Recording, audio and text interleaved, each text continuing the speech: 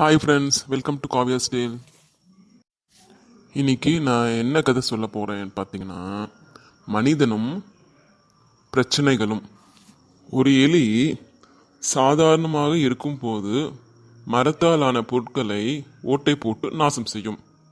அதே எலி அதற்கென வைக்கப்பட்ட மரப்பொருள் சிக்கிக்கொண்டால் எப்படி தப்பிக்கலாம் என பயத்தில் அங்கும் இங்கும் அலையுமே தவிர, மற்ற மரப்பொருட்களை ஓட்டை போட்டது போல இம்மரப்பொறியையும் ஓட்டை போட்டு வெளியில் சென்று விடலாம் என யோசிக்கவே யோசிக்காது.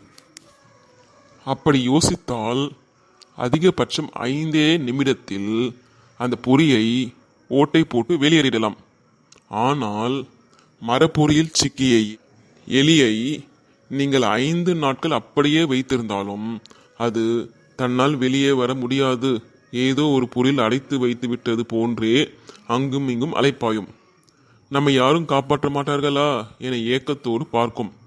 அதற்கே உயிர் பிழைக்க வழி தெரிந்தாலும் அந்த பதற்றத்தில் அதனது மூளை வேலை செய்யாது. மனிதனும் பல நேரத்தில் இப்படித்தான் இருக்கிறார்கள்.